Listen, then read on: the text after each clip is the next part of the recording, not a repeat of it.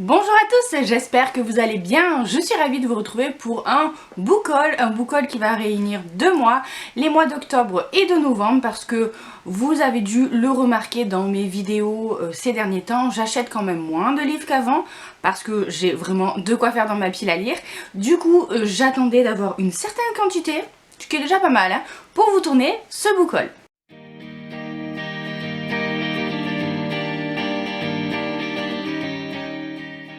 Et on commence tout de suite avec de la fantasy parce que évidemment s'il y a une sortie que je ne pouvais pas manquer, c'est le tome 4 de Sarah J. Maas, donc de Un palais d'épines et de roses, qui s'appelle là Un palais de flammes d'argent. Alors c'est le tome 4, mais c'est aussi en fait le premier tome d'une autre trilogie spin-off. Ça dépend comment est-ce qu'on le voit. En tout cas, il faut quand même avoir lu les 3 premiers tomes pour lire celui-ci parce que clairement, c'est vraiment la suite directe. Donc je préfère vous prévenir, c'est juste que ce ne sont pas les mêmes personnages qui sont mis en avant. Et j'ai vraiment très hâte de le lire. Depuis que je l'ai acheté, à chaque fois que je passe devant, je lorgne dessus. Je peux pas trop vous faire de résumé de l'histoire parce que forcément je vous spoilerai l'histoire.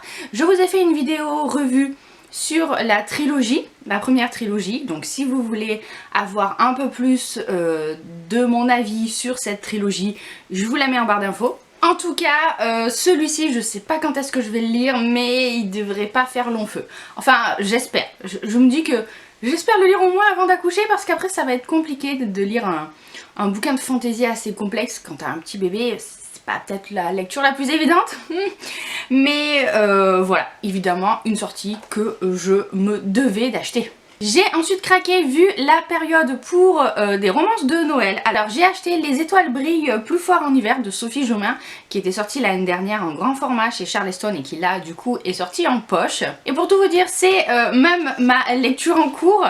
C'est l'histoire d'une jeune femme, Agathe, qui est décoratrice d'intérieur dans un grand magasin, dans un petit peu comme les galeries Lafayette, vous voyez, dans des grandes galeries réputées.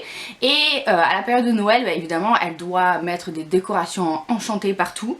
Sauf que le nouveau patron de la boîte trouve que c'est vraiment trop chargé, trop kitschouné, il lui fait tout refaire et voilà, ça fait des étincelles entre eux. Ça me disait bien parce que moi vous savez que les relations un petit peu amour-haine comme ça, en plus au travail, c'est mon dada. Et du coup, comme je suis en train de le lire, je vous en reparle très vite. 2 autres livres de Noël que j'ai reçus en service presse, je vous en ai déjà chroniqué un sur la chaîne et dans ma prochaine vidéo de lecture, vous allez avoir la chronique de celui-ci. Déjà, il y a Cette année on échange nos cadeaux et nos vies de Maggie Knox. C'est une comédie romantique de Noël parce qu'on a une romance mais pas que. Et c'est l'histoire de 2 jumelles qui vont échanger leur place comme ça pendant la période des fêtes de Noël, juste avant en fait, parce que l'une a besoin de l'autre et bon voilà, elles vont échanger leur place pour se rendre service en quelque sorte.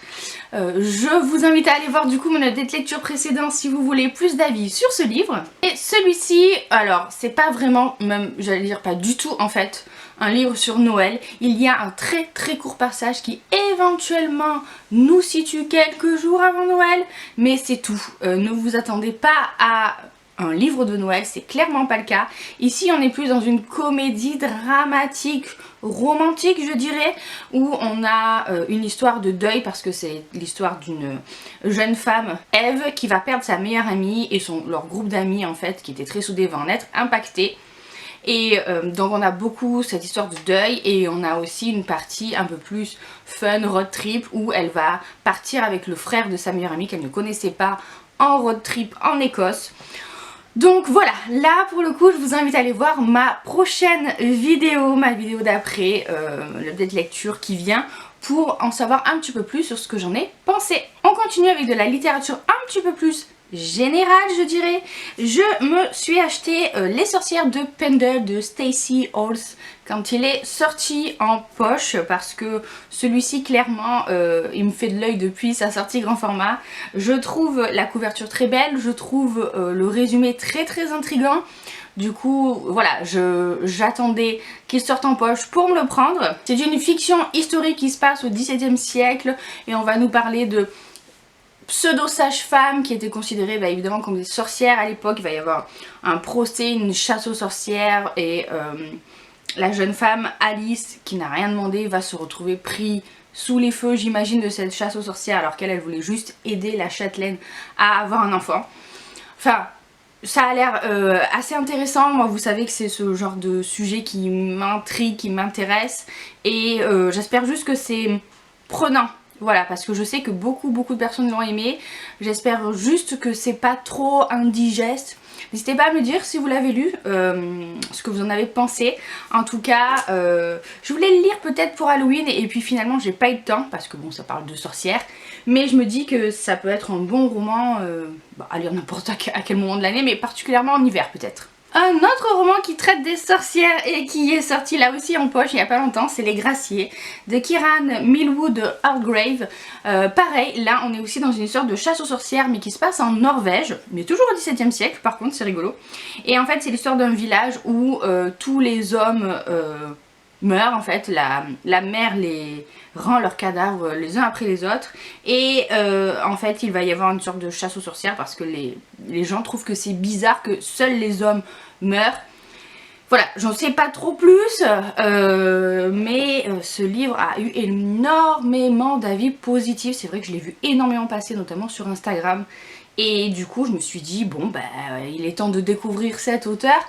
Elle vient de sortir un roman en grand format young adulte sur une sorte de réécriture des filles qui accompagnent Dracula dans son château. Donc bon, ça me disait un petit peu moins peut-être, et puis vous savez que je préfère les poches de toute façon de manière globale. Donc je me suis dit que j'allais commencer avec celui-ci pour cet auteur. Ensuite je me suis pris un livre sur Vinted qui me fait envie depuis très longtemps parce que je me suis rendu compte que j'avais des thrillers dans ma pile à lire, mais pas réellement de thrillers page turner où t'es sûr une fois que tu as mis le nez dedans de pas en décrocher.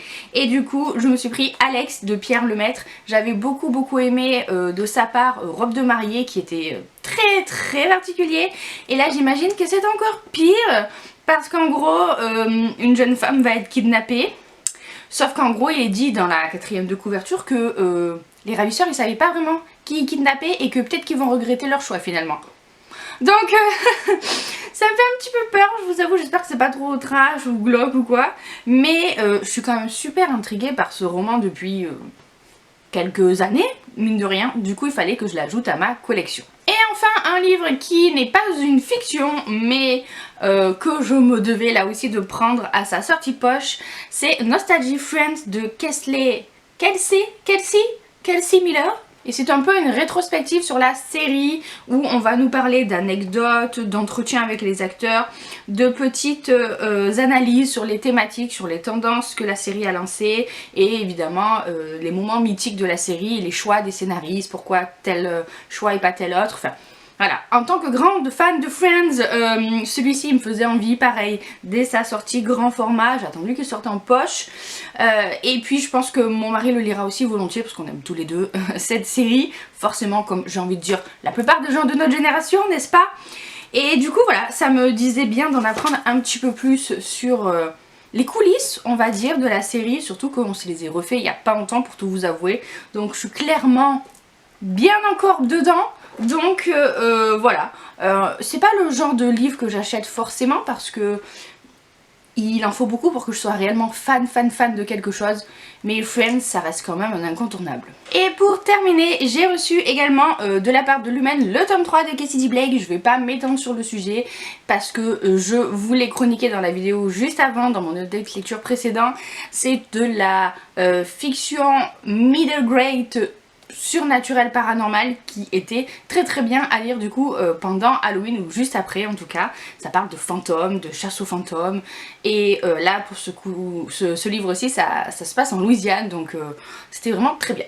Voilà donc pour cette update lecture, vous avez vu j'ai quand même été vachement raisonnable, j'ai acheté quasiment que des poches, je suis sur une bonne lancée là, je suis pas encore au point de vider ma palle parce qu'il faut pas exagérer, elle descend pas, mais au moins elle se maintient à un niveau à peu près correct parce que clairement à part monter les livres jusqu'au plafond, je ne sais plus où les mettre, il y a un moment où il faut savoir peut-être voilà, s'arrêter un petit peu, surtout que là j'avoue que comme je suis en congé maternité, j'en profite pour lire, pas autant que ce que peut-être je pensais, mais quand même je lis un petit peu plus que d'habitude, ce qui fait que ça me permet voilà, d'essayer d'arriver à un équilibre de ma pile à lire, avant peut-être de plus avoir du tout le temps de lire, enfin en tout cas beaucoup moins, mais d'acheter quand même des livres parce que je me connais, s'il y a vraiment des sorties qui m'intéressent, ben, je vais me les prendre, hein. Voilà, on sait tous comment ça se passe, n'est-ce pas?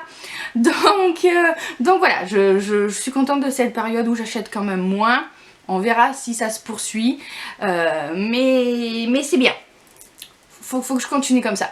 J'espère que cette vidéo vous a plu, si c'est le cas n'hésitez pas à la liker, à vous abonner, à laisser un commentaire. Je ne sais pas ce qui se passe en ce moment avec les algorithmes de YouTube, d'Instagram et compagnie, mais vous n'avez pas toujours les infos quant aux sorties des vidéos, quant voilà, à la visibilité. Mes vidéos sont vraiment beaucoup moins mises en avant qu'avant. N'oubliez pas aussi d'activer la cloche pour les notifications, comme ça vous n'en manquerez plus aucune. Et dites-moi ce que vous avez acheté ces derniers mois. Est-ce qu'il y a une sortie que j'ai zappée par exemple qui pour vous était incontournable? Et sur ce, je vous fais plein de bisous, je vous souhaite de très belles lectures à venir et à bientôt pour une prochaine vidéo.